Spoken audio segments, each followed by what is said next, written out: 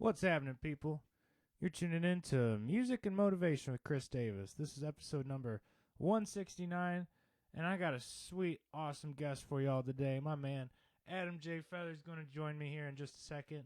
But first, we want to promo some of his stuff. He's got an awesome new album coming out, and this is one of the awesome tracks off it, so I hope you enjoy. Go check out Adam J. Feather on all social media and stuff, and enjoy his music, man. Here we go. Park and Ride.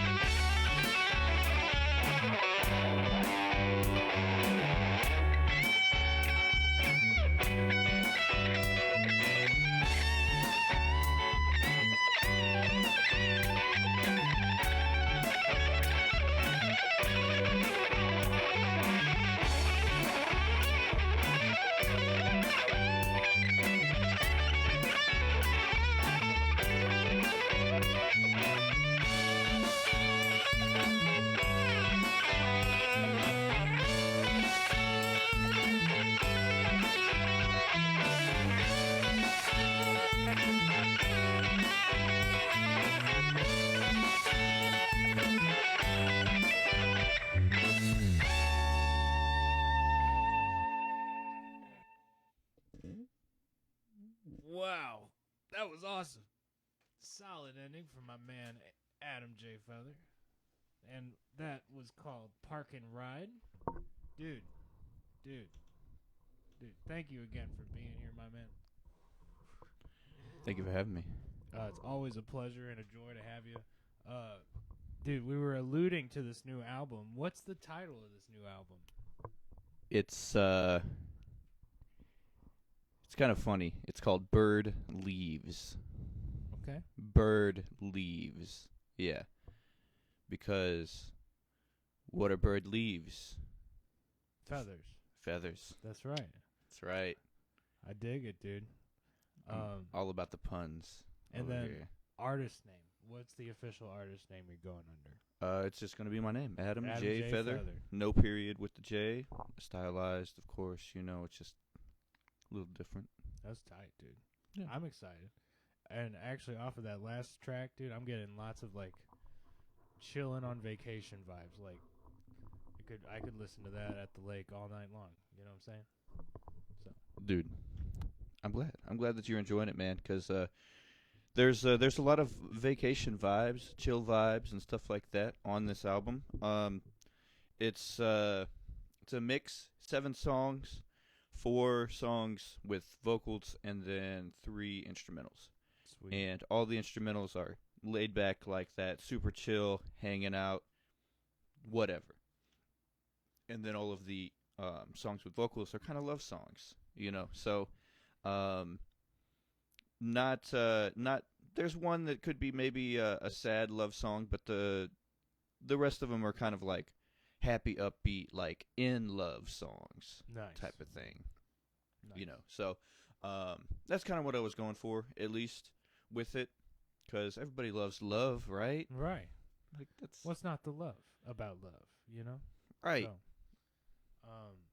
real quick, we're at the top of the show. We got everybody's attention as much as we're going to have them. I want you to let them know everywhere they can find your music, find Adam J. Feather. Where can they find you, buddy? So the album is going to be going live midnight, August 16th. So, the end of the day, 15th, early 16th morning. And that's going to be Central Time. So around the world, it might be a little bit different based on your time zone.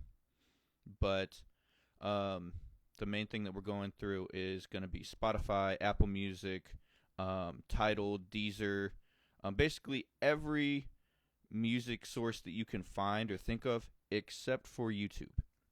They have a little bit of a strange copyright law situation with their content ID, I believe. Right. And they're still working out some kinks in that. It's kind of like not a fully fledged version of it. So we're staying off of YouTube music for the moment. For the moment. Yes, as I start producing more and actually start putting out music videos, we will go to YouTube for the music videos. Tremendous. That's what I like to hear. But honestly, the stay away from YouTube does nothing but keep your stuff more independent and keep the money in your pocket. So yes, I'm all for that too, buddy. Also wanted to say, guys, that you can find Adam at his website and all of his stuff there. What's your website? Yes, again? Also website adamjfeather.com. It's easy, guys. Come on now. Yep. I got the licensing on that one. That's tremendous. Luckily, That's awesome. but also Facebook, same Adam J Feather. Instagram, Adam J Feather. Twitter, Adam J Feather. It's all the same. Okay, but if you want to listen to his music, go to Spotify, man.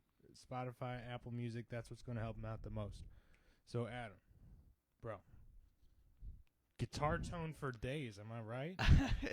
Yeah, and on that track in particular, Park and Ride, if you are a guitar aficionado, that is straight in, plugged straight into the amp, and no effects. No effect chain at all. Nothing. No, that's sweet. Just Mesa That's the Boogie Mesa and Boogie, Les baby. Paul. Yeah. That's it. Tone monster, bro. Yeah, man. And obviously, I adjusted my Mesa Boogie tone to its to get that sound, but it's as raw as you can get, and that's what I kind of wanted. And even the clean guitar is straight into the Mesa Boogie, no effects at all, and the bass as well.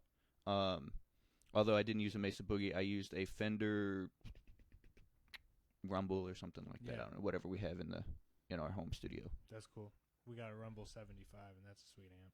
Yeah. It's good backup if we ever don't want to bring the crate cab out, which is like the heaviest piece of equipment I've ever fucking bought. What is it with bass? It's the speakers. It's the magnets in the speakers that make them so fucking heavy. Yeah. But bass cabinets, bass speakers are like the worst thing to lug around. I don't know what it is. It's dude. not fun. It's not fun. So if we ever feel like not bringing that to the show, we'll bring the Rumble. Yeah. Yeah, the Rumble is great, you know. Yeah, I think it's more of an it's not analog. I'm pretty sure it's digital. Yeah. Amp, but great tone, great sound, and it has built-in distortion, which you don't find in a lot of bass amps. Right. So, yeah. you know, kind of the best of all of the worlds. So solid state is would you say solid state is the same as digital in your mind? Yeah. Sorry, it is solid state. No, cool. I'm clarifying for myself, okay? Just because, and then analog you're referring to as tube, right? Yes. Maybe a tube amp. I am trying to get my first tube amp. So real quick on the podcast, guys. Anybody who's not a guitar player has tuned out by this point. So maybe we should save this for the end. Adam, I can talk guitar shit with you all the time. You're awesome. All day. Les Paul, man, just like myself. Mm-hmm. We talked a lot about your history last time, so I really wanted to just go into this album and making you relatable and like to my audience and make them want to go check out, which you guys should, because this dude is like one of my favorite musicians I've ever met. That's how relatable he is to me. But so inspiration for this album, what got you making this one? So this one in particular I've been working on for a long time, actually. The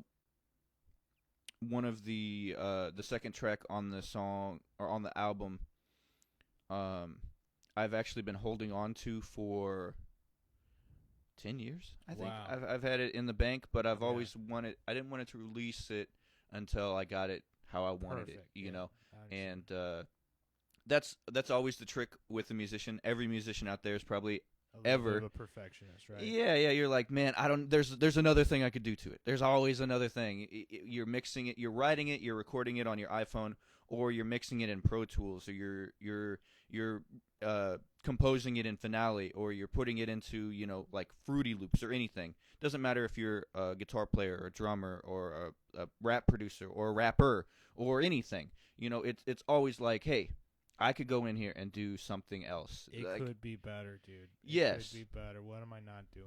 Yeah, and so that's the mark of a true artist, really. But the hardest part for every artist out there that I've heard and that I've talked to is saying, "Uncle." This is it. You know, giving up. Hey, not giving up, but saying "Uncle." You know, and saying like, "Hey, look, I don't need to do anything else. It sounds fine. I'm just nitpicking because it's my material." Like, for example, if you were to go and listen to something by Nas, you'd be like, man, this is phenomenal. And then if Nas listens to it, he'd be like, well, I didn't enunciate that right, and I didn't do Me this. too. This is off. Yeah, you know, I'm right there with you. You know, it's every artist, you know. And so, like, you have to kind of take yourself out of the mindset of this is mine and take a step back, you know. And say, all right, well, what are the listeners listening for? What are they doing? And as long as you're producing the music for everybody and not just like, okay, only, you know, virtuoso guitarists should be listening to this record, then most of your audience is not going to notice the little details that you're like, oh man, I could totally have picked that note better or whatever, right. You know. And so it's a tricky thing to do as an artist to dissociate almost while listening to your own music, because it's like your baby, you know. It's like it's literally like if you have a child, you know, you're like, that's my kid, you know. that's what the music is for. And you don't for a want lot people of us. to talk down about your kid. You only want to hear the good things, right? So yeah, you're so nitpicky about putting it out there. You don't, because if you hear something that's wrong to you, you're like, oh, somebody else for sure going to think this. Not true at all. 100%. Honestly, I bet. What's your favorite song? And that's a hard one, right? That's just I'm out of nowhere. I'm gonna throw one out there, and let's take a Zeppelin song. Let's say "Since I've Been Loving You." Mm-hmm. Okay, I could go all day and Great say song. that's the best song of all time. Not really For you. But I mean, it could be your opinion. It's all opinionated, right? Music is so opinion. That's what I'm getting to, though. Jimmy Page actually will tell you that was his least favorite, one of his least favorite solos he ever put out, because he did it 100 times and couldn't just, couldn't pick one. You know right? what I Yeah, mean? yeah. And at the end of the day, the album needed to go out. He just put that down. Was like, fuck it, we're going with it. Yeah, we have to do this. Like the record label. So he'll tell you it sucks ass. You know what I mean? Yeah, yeah. But I think it's his best thing ever. So well, you as the artist got to get past yourself, right? Yeah, exactly. Tip for musicians out there. It's tricky because I don't think anybody wants to have this egotistical viewpoint of themselves, but everybody does it. It's kind of like part of being a human being.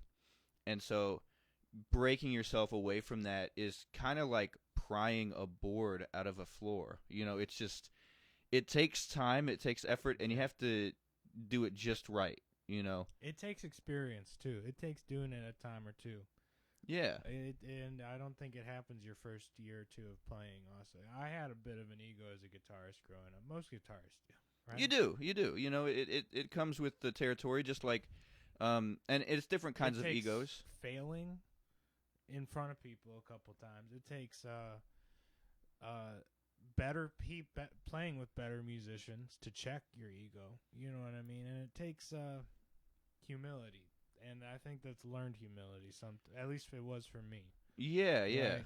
You have to experience it. You can't just tell somebody, "Oh, well, you're gonna get yours." They have to go out there and feel the humility of screwing up or doing whatever in order to understand how it feels. Right. I also say that, like, it's also an environmental thing too, man. If you're only approached by musicians who are like, I'm better than you, oh, you fucked that up, you're definitely going to get that mentality quick. Right. You need to be, that's why when I'm at a show, I'm sure you've seen this, you try to be a cheerleader for all the other bands, or at least I do. I really try to, make sure that I know their names, I know the band name, I know what band they're in. There's a lot of bands.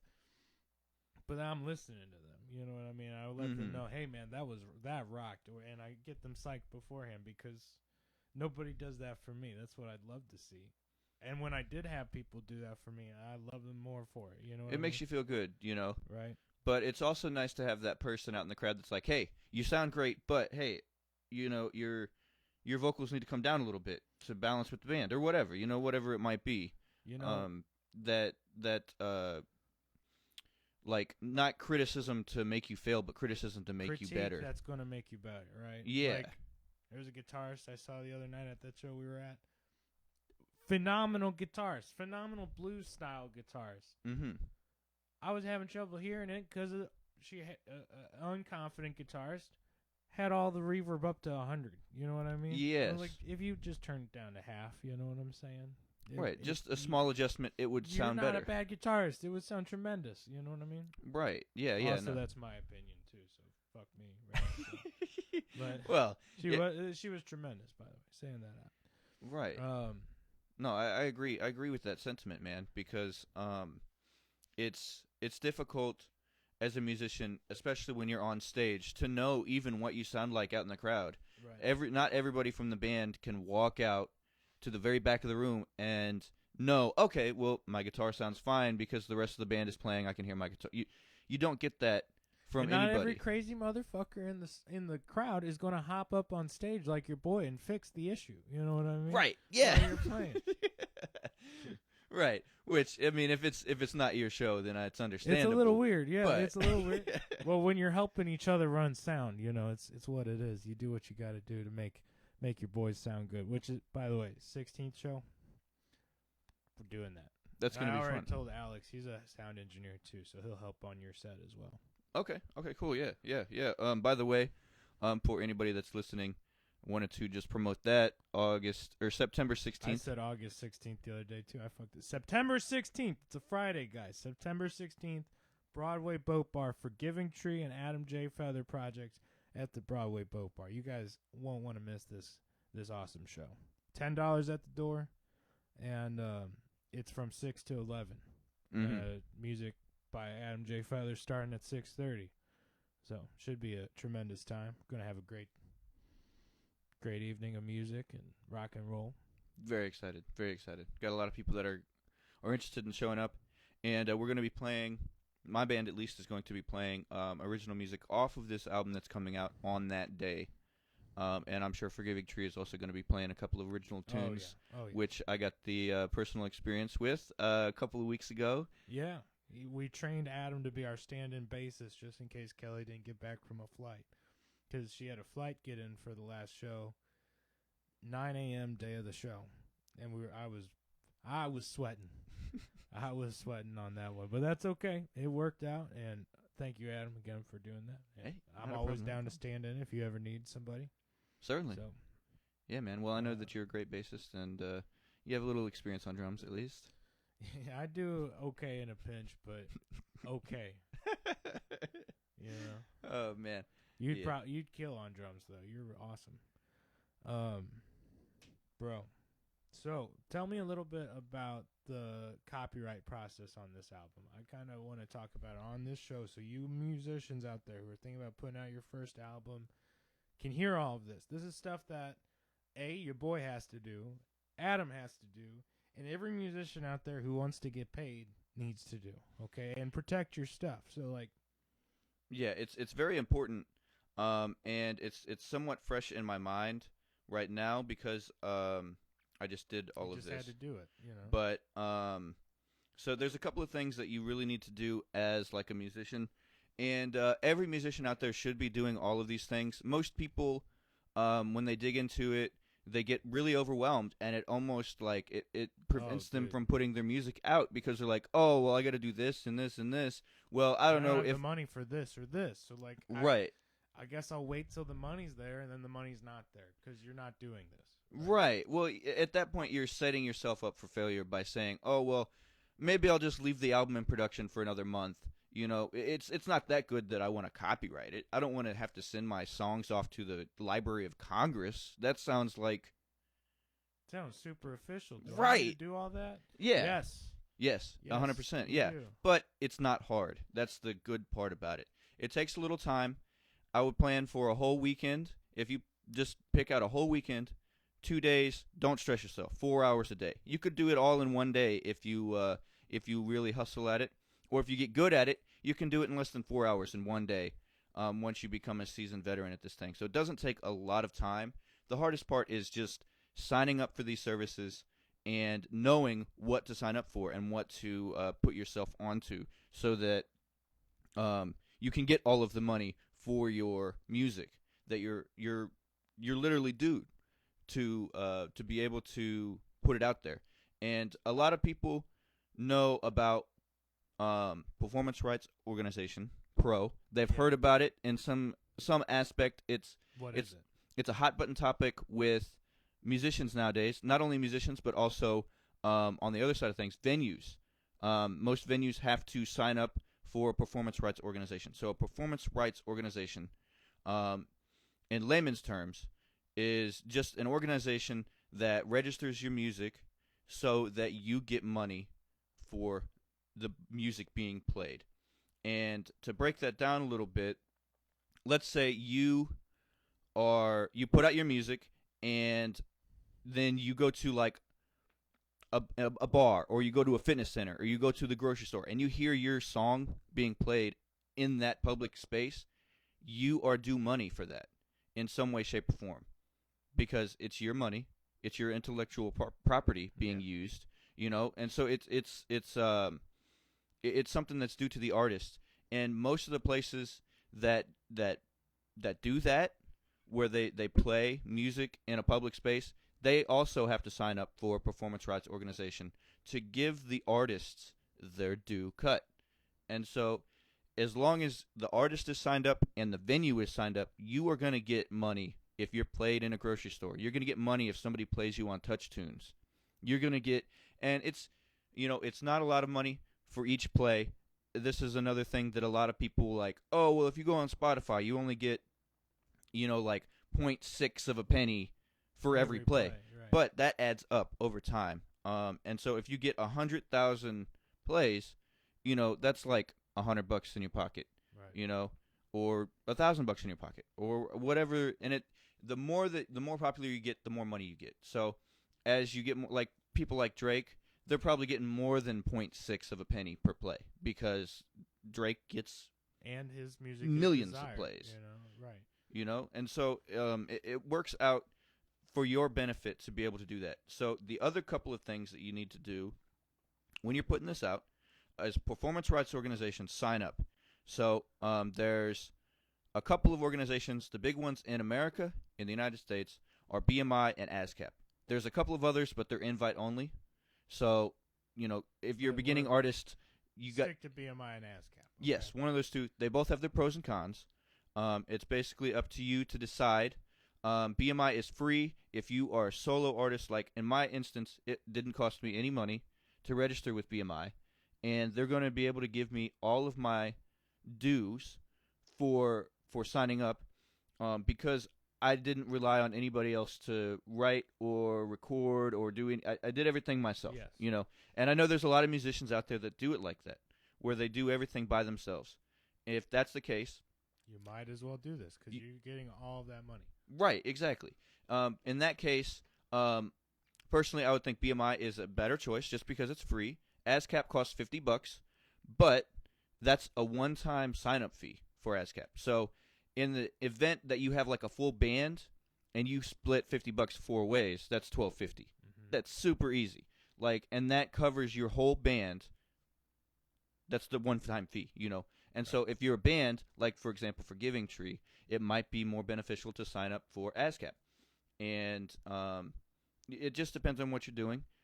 As an artist, as a musician, whether you're a solo guy, whether you're a rapper that has a producer that you bid out and get your beats from producers, it's going to be different for everybody. But BMI and ASCAP are the two in America.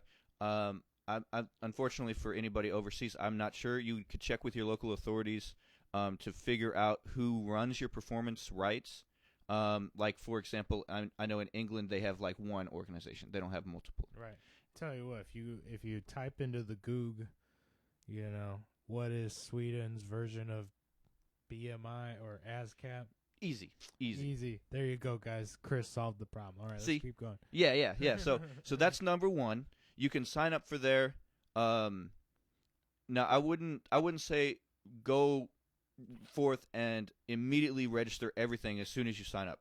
So signing up for these organizations and then registering are going to be two different steps, of course. Right. So signing up for BMI or ASCAP is the first step. Yeah, now you're a member. Okay, how do I register my songs? You're a member. You go on their website, and it's pretty easy to register. Everything has a walkthrough. ASCAP and BMI both have videos that describe the process to you. I even had a little bit of questions on whenever I signed up for BMI, and they had a video. Bam. I looked up the video, 3 minutes, I figured it out. It was super easy. But the key thing is to sign up first, and then don't register your music until you are ready to put it out there. To release it. Okay. Yeah. And then do I register it before or after release? So it depends on what you're doing. For BMI and ASCAP,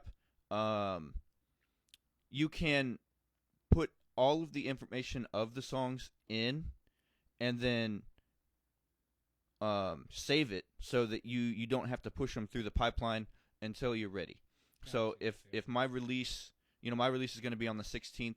On the 16th, I will go ahead and put everything through the pipeline. As soon as it releases on Spotify, as soon as it releases on Apple Music, I'm throwing everything through the pipeline. Okay.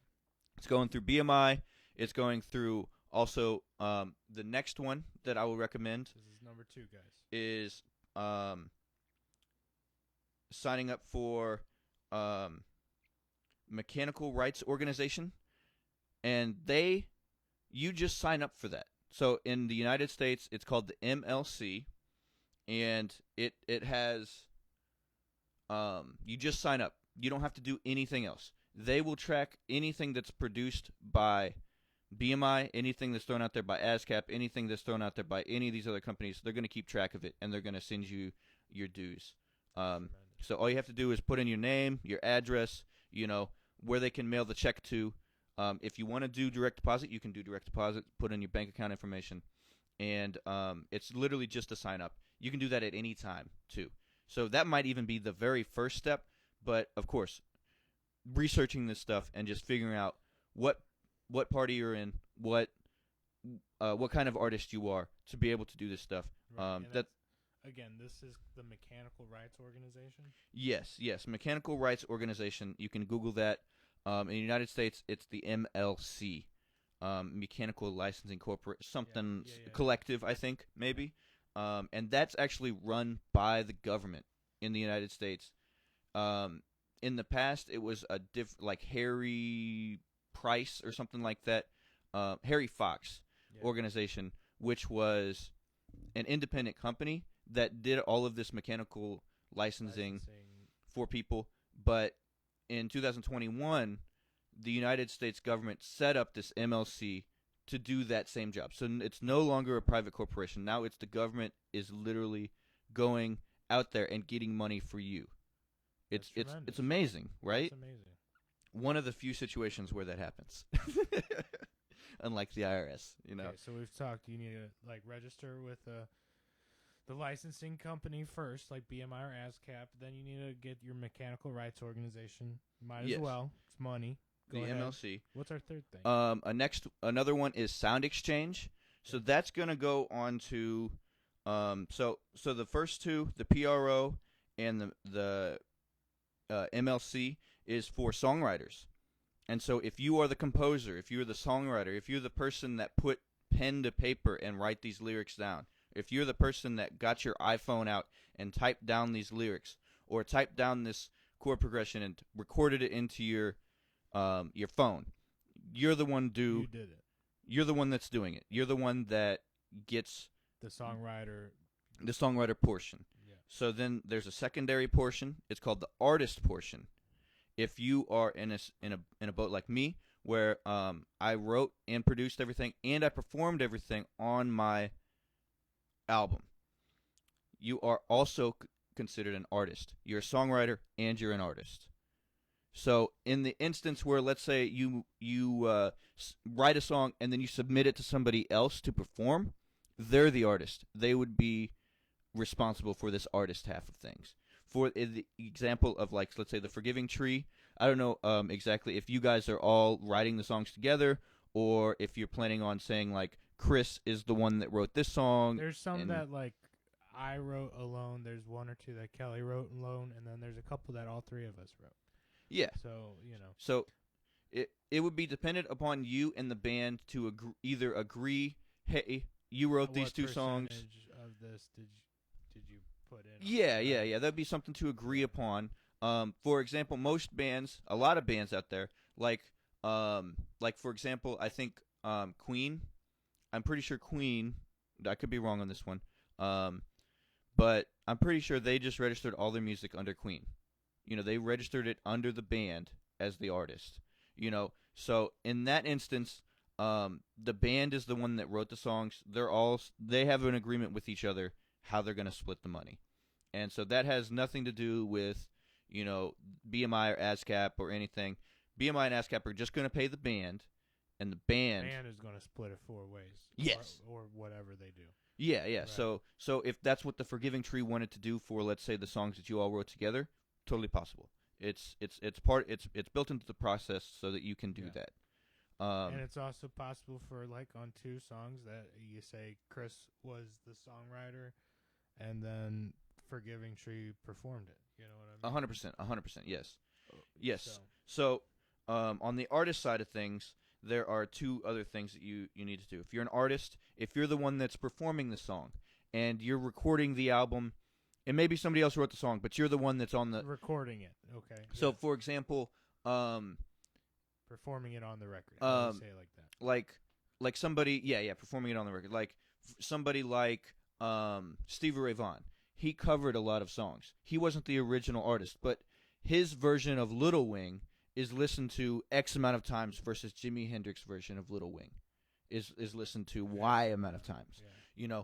And so Stevie Ray Vaughan still deserves money for performing that song, even though he didn't write it, because his version is getting performed. It's getting purchased or it's getting consumed by people. And then Jimi Hendrix should get a portion of that song for being the songwriter. 100%. Exactly. 100%. Yeah. Which is, we're trying to explain the differences here, guys. Stick along for the ride, okay? We're getting there. Yeah, especially if you're an artist, even if you're like a cover band, this is really important stuff as an artist. In case you wanted to perform some music and say you're like for example, there's a Garth Brooks cover band on Spotify because Garth Brooks is not on Spotify. Right. And that's his deal with Amazon Music. He didn't want to be on Spotify. He didn't want, whatever. It's Garth Brooks' thing. So there's a Garth Brooks cover band on Spotify that covers all of Garth Brooks' songs and puts them out there on Spotify. And they want their rights because people are listening to their version of somebody else's song. Right. And so it's super important for those people even to get this information just in case they're wanting to put out music. If the Forgiving Tree wanted to cover a Jimi Hendrix song, this is the process that you would do. Right. Even if you don't write the song, you can still get money for performing it. And so the artist side of things, there's sound exchange, and then there's a couple of other situations that you can get to. One is SAG-AFTRA, which is like the Screenwriters Guild. Screen Actors Guild, yeah, sorry. Yeah. And some of these things you have to have your stuff is put out there and already used. Like, let's say Bud Light uses your song for a commercial. And then you're getting the commercial rights and stuff like that. Yeah. So SAG and AFTRA would help with that.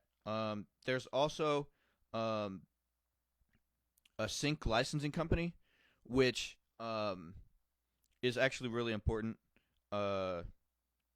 And not everybody has these. You don't have to have a sync licensing company, but if you're planning on getting your money or getting your songs out there to like TV shows or movies and stuff like that, they will help you get those placements.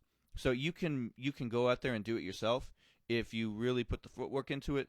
But if you want to save yourself the time and the headache of reaching out to movie managers and saying, "Hey, I think this would be good for this movie that you're working on." You know what I mean? Yeah, 100%. The sync licensing guys are your guy. Yeah, they're gonna have their foot in the door to be able to pass your music off.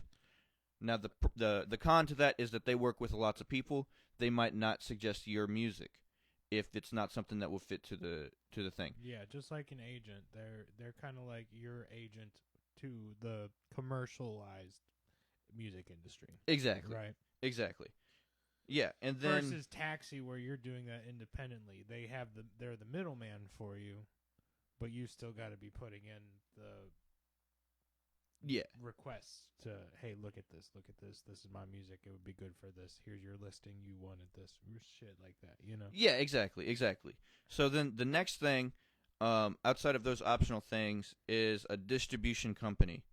So there's 1,000 of them out there. Right. These are your DistroKids, your CD Babies, your TuneCore, etc. I could go on and on and on. Right. There's about 100 of them. You should research them multiple before you make a decision on them, okay?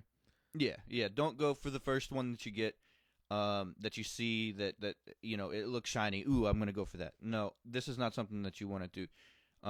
Now, signing up doesn't take a lot of time. The thing that takes the most time is researching what is good for you. Yeah, what you're going to get the best deal on your music with. Yeah. Okay. And so, for myself personally, I have a lot of music that I wanted to put out there, and so I went with DistroKid. DistroKid has unlimited releases for X amount of money a year. I don't know what the cost is. There's several different. There's tiers. Tiers to it, Yeah. So I went for the unlimited cost. I don't know. I think I used like a promo code from some website and got a discount even. Nice. You can look that stuff up. It's really easy. There. It is out there, yes. So The distribution company is the company that's going to put something on Spotify. It's going to put it on Apple. It's going to put it on Tidal. It's going to put it on Shazam, you know? And so, as an artist, that's super important. That's what you want to sign up for, whatever company you use. I use DistroKid for this release and probably for a couple of subsequent releases. Doesn't mean that I might not switch and use CD Baby for a release in the future, or I might use TuneCore for something 3 years down the road. But to save yourself the hassle, that's why we're suggesting to do the research up front, so that you find something that you're really happy with. You know what I mean? Exactly. It's not impossible to hop distribution companies. That's what we want to say too. You know what I'm saying? Yeah. Most companies, with the distribution side of things, don't have an exclusive license, where you can't switch, but you can't register. Let's say I registered my album Bird Leaves with DistroKid. I can't take Bird Leaves and register it with CD Baby. You know, once you pick one for that album, it's there. A done deal. It's the same thing with ASCAP and BMI. I could put this album out with BMI. I can't put it out with ASCAP. But a future release, I might go to ASCAP. Okay. Yeah. Now those companies, ASCAP and BMI, I do want to backtrack for that. They do have an agreement where you have to use them for X amount of years, 1 year, 2 years, or whatever. So they don't have a rolling contract, whereas most distribution companies do have a rolling contract where you can sign up or you can, get rid of them at any time. And so those are the four big ones: distribution company, sound exchange, MLC, and a performance rights organization. One that really helps, that's kind of like a fifth thing, but it's not necessary, but it will help in the long run. It cuts some headache down for you. And most of them are either free or they don't charge a lot up front. They do take a percentage at the back end. They're called an admin publishing company. There's a bunch of them out there as well. It's just like your distribution company, where you got to make the choice of what's right for you. There's like Song Trust. TuneCore does it. CD Baby it's CD Baby Pro, I think, and they do admin as well. The one I use is Centric. They also are tied in with another company. I don't remember what they're called. But Centric is based in the UK. They don't charge you up front, but they take more on the back end, essentially. So to start off with, putting this album out here for me personally didn't cost that much as far as getting my rights organized. The main thing that's going to cost money, and it's something that everybody should also do, especially if you own everything. If you wrote the music, you wrote the lyrics, whatever, is copyright, is doing the copyright with the U.S. government. But I'll get to that in just a second. I want to just describe the admin publishing company. What they do is they basically go out there and they collect money from these other sources. They kind of do the footwork. They have their finger in all these pies across the United States. So, and not only the United States, the whole world. So let's say you go on tour in Europe. If you don't have an admin publishing rights company, you would have to, every country that you go to and tour, you would have to contact their pro and say, hey, I played in this country. I played my songs. These are the songs that I played. This is where I played them at. I need my money, and it might take them a year or more to respond for that. And you'd have to do that for every country that you played in. Country that you go to. Yes. Whereas if you had an admin publishing rights company, they have their fingers in all of these pros across the world already. So you can actually submit your music or your songs onto these sites and then submit your playlist. Let's say, okay, hey, I played in Germany. I played at this place. I played these 7 songs off of my album. And then they will go out and collect that money for you. They have the lines of distribution already in place. So you don't have to wait a year or 2 or 3 years to get money from these places. They can reach out, and I will say most places you're not going to get paid tomorrow. No. It's just it's like a SAG check. You're gonna be waiting. it While, yeah, it doesn't it just doesn't that's not how the industry works. You can't get paid tomorrow for it. The only place that you can do that is where the length of time is not that long is your distribution company. So like CD Baby or DistroKid or TuneCore or whatever. Tracking of individual listens on your streaming platforms and stuff. They keep track of that stuff, and most of those places pay out monthly. So it's a less it's still slow money, as my pops always said. You're not waiting on a check for $6 for 6 months. You know what I'm saying? Yes, yeah, exactly. You only wait 1 month for $6. Right? Yeah. As my pops always put it, slow money is no money. And that is true, especially in this day's age. But this is something that, as a musician, or if even you get into the just like routine of it, guys, then it's going to start accumulating. You know what I mean? Exactly. And it's not just for musical artists either. This is for visual artists. This is for people that write plays. This is for people that work in theater. This is for any kind of artist. Everybody, there are different avenues. So like somebody that paints, doesn't. They're not going to sign up with the MLC, because right. that's for music. But a comedian with like 3 albums out might, you know what I'm saying? They might. Yeah, exactly. So, depending on what kind of art you're in, is going to be different avenues. But all of the concepts of signing up with all of these organizations to get all your rights, it's going to be the same across any art form, anywhere. Right. So, it's very important. It's very important because, for example, like if you're an artist, to go back to that same artist, you're an artist and you're going out on tour, in Europe, and you're playing 8 different places. You're headlining, all of these shows. You're opening for like Bon Jovi or whatever one night.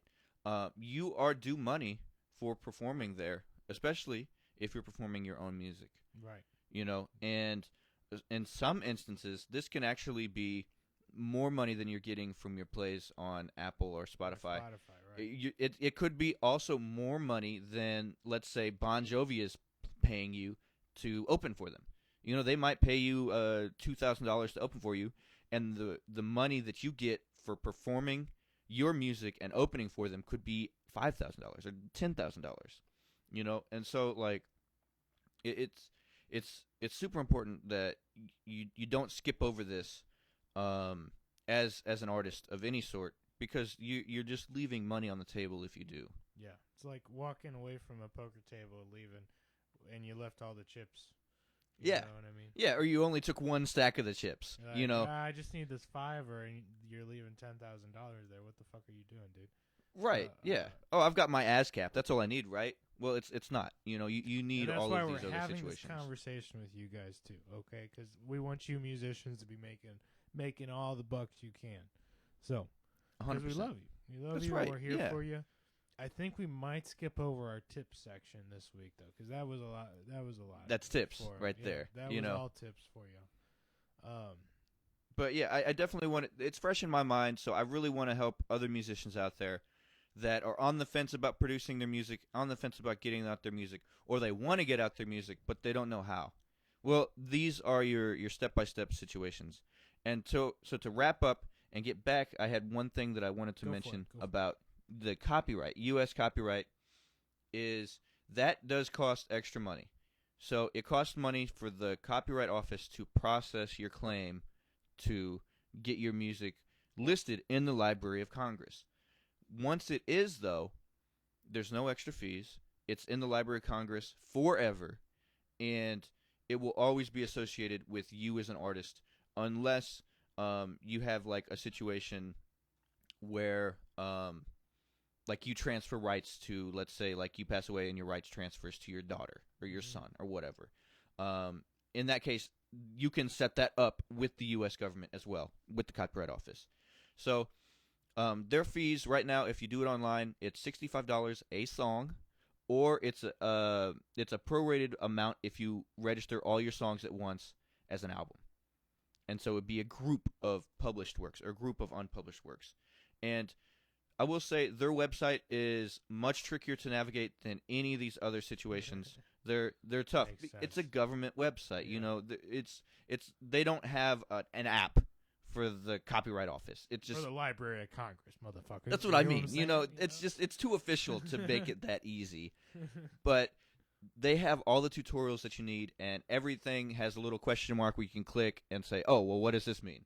You know, so if you're diligent about it and you spend your time and do the research on the copyright website, it's a breeze. You can do it.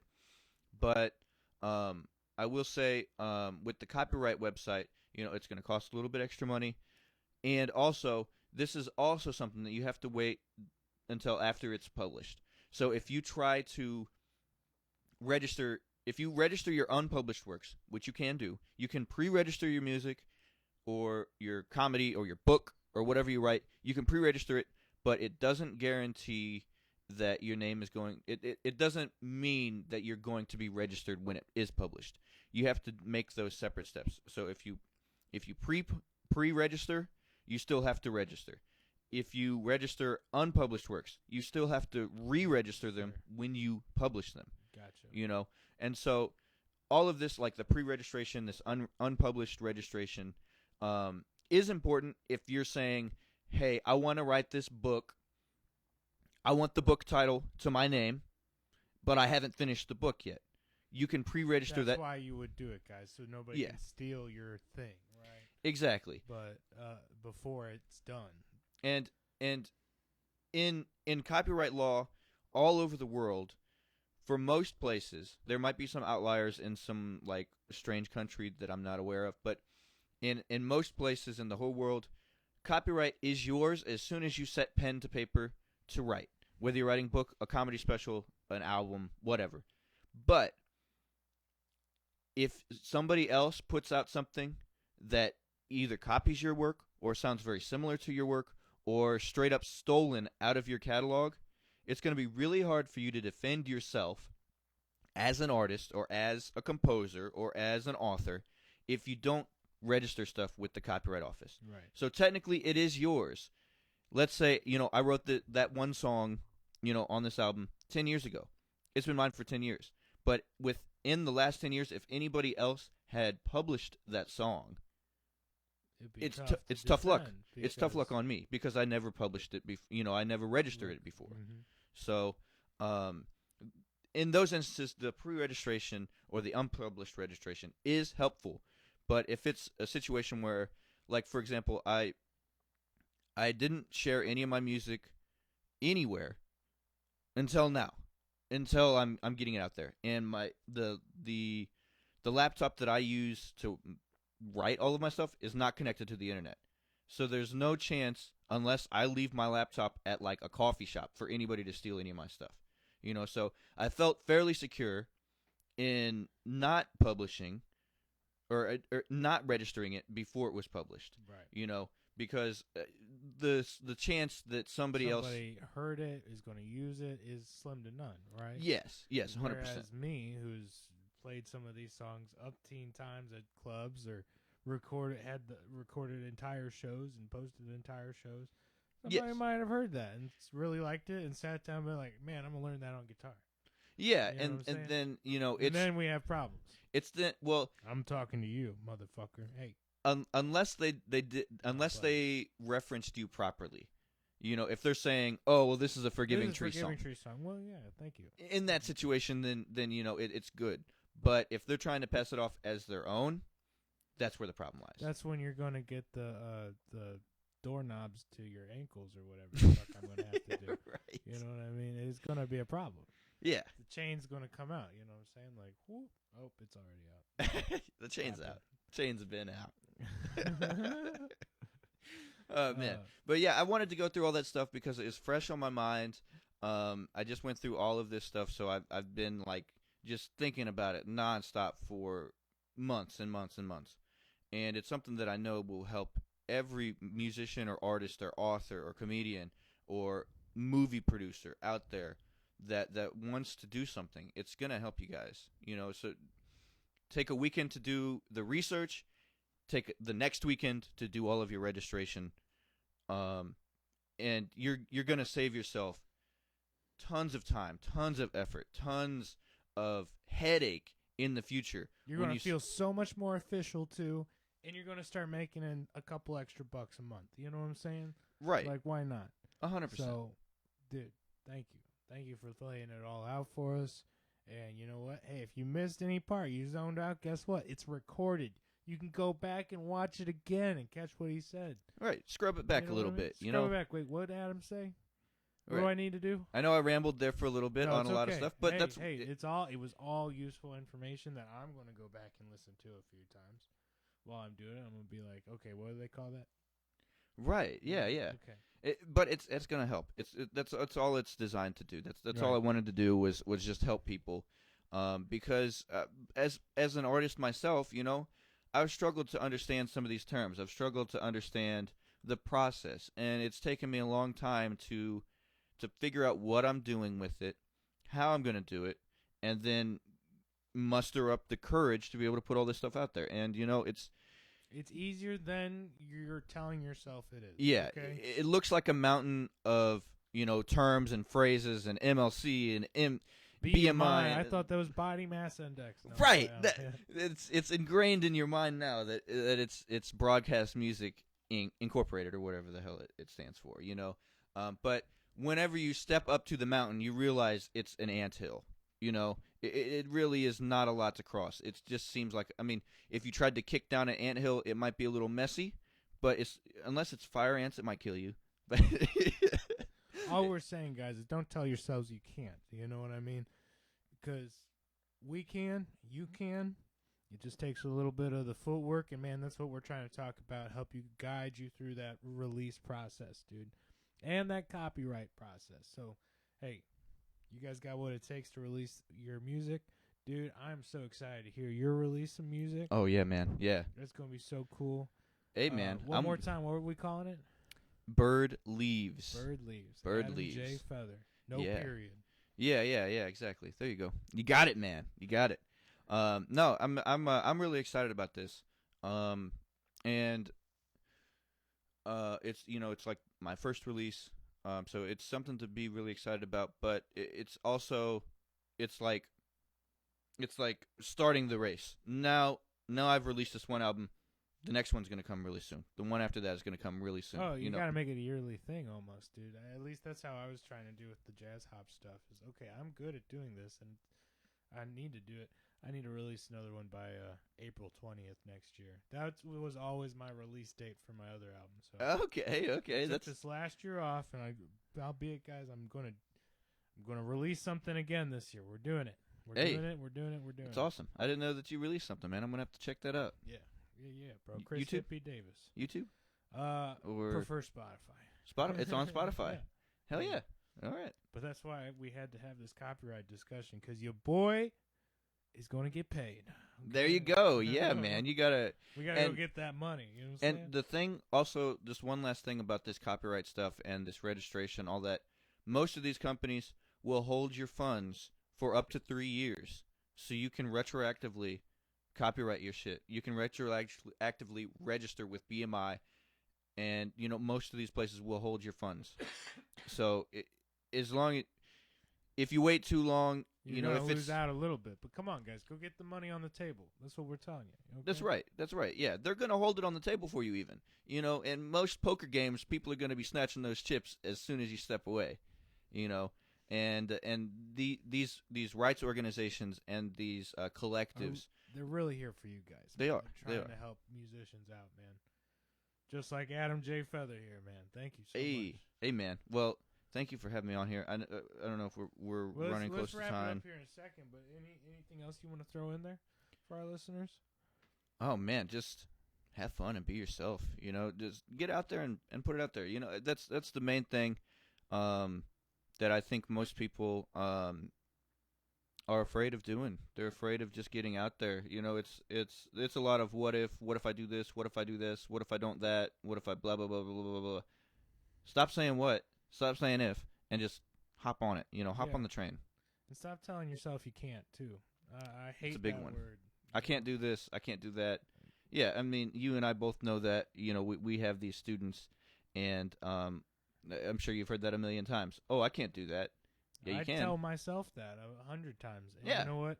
If I had kept telling myself that, I wouldn't be sitting here having this conversation with you on a cool podcast. You know what I mean? Because Right. At some point, you got tell to drop yourself that. I can, Yeah, exactly. or I'm going to, just haven't yet. Whatever it is. Yeah, man. Yeah, it's great. It's great, man. I'm glad that you're out there and you're doing it, because I'm waiting for that next Forgiving Tree record. Oh, it's going to be tight. Actually, we just got enough material to do it up right, because we want to have two sides to it. I want to have like all the heavy stuff on one side. I want all the like Americana, easy lighter stuff on the other side. So Okay, nice. Are you going to be printing in physical? haven't got that far yet. Okay. Hey, that's understandable. You got to record it first. Yeah. Yeah, hey, man, and if you need a hand with the recording process or any of that stuff, I appreciate it. I might at feel least shy. need somebody to come hang out and take some photos, if nothing else. So There you go. Yeah, man. gotta document that shit, bro. But Absolutely. Yeah, man. Bird Leaves. Bird Leaves. That's Bird it. Leaves. And that's coming out September 15th, guys. And you won't want to miss the album release show/party April 16th at the Broadway Boat Bar, man. That's going to be September. a good time. September. Fuck. And I told somebody the other day it was April 16th, too. You're like, wait, next year? This year? Well, it was April 16th. last show at the Boat Bar was April 16th, so I understand. I understand where you're getting confused. It's the same date, but it's a different month. And September and 16th. You won't want to miss it, dude. And Bird Leaves, it's September 15th, but it's 11:59. So it's basically midnight on the 16th. Oh. So if you go on the 15th and you're like, oh, well, what the hell? It's not there. It's not there yet. It's midnight. It's midnight. Wait until midnight. It's a midnight release. Come on, man. You gotta the first song on the record is called J.N. Cruise. So I mean this album. J.N. Cruise. Yeah. It's about sparking a J and cruising. So Horrendous. So everybody just out there have fun with it. That's what it's about. Having fun. That's why we got into the music business, to have fun. Yeah, to have fun, man. So have fun. Release your stuff. Copyright it so you get paid. Check out these organizations we talked about.